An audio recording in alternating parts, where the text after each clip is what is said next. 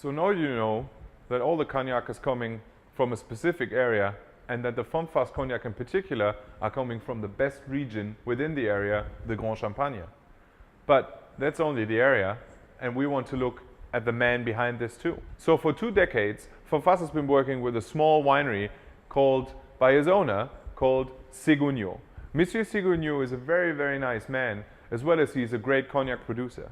He owns 80 hectares of vineyards right around the city, or the small village, better to say, of Seguinot, which is sort of the capital of the Grand Champagne.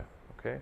From this 80 hectare, he's farming his grapes, from which he's producing his wine, which are later on distilled by him personally into high-class cognacs.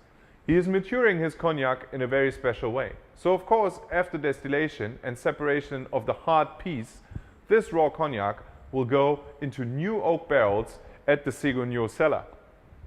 After approximately 12 years, he will fill those barrels into larger barrels, so-called cuves in French, which contain up to 20,000 liters of cognac.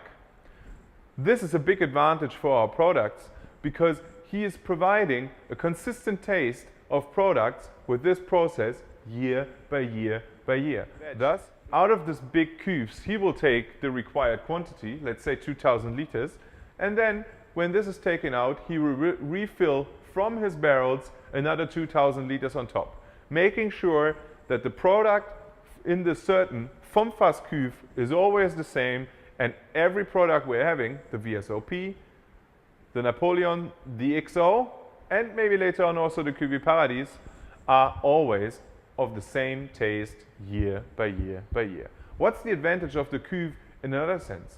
When you look at barrels and you look at the extraction of oak and aromas out of the barrel, after a couple of years, there's not much left in the barrel. Okay?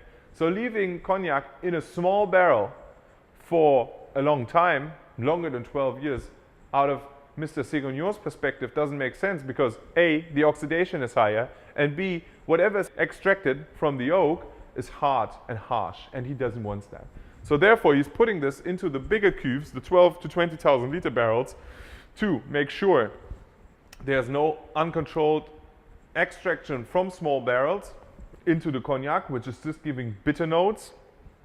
But on the other side, with those big barrels, of course, there is still oxidation and concentration of the cognac, thus enhancing the softness of the cognac and, of course, the complexity. So this is a very specific step for Mr. Seguinot.